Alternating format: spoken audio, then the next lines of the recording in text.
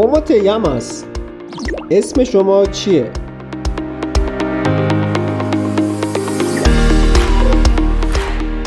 Me llamo جان. اسم من جانه.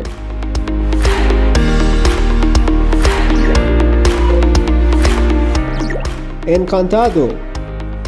از دیدن شما خوشحالم.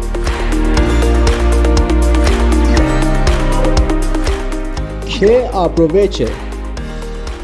نوش جان.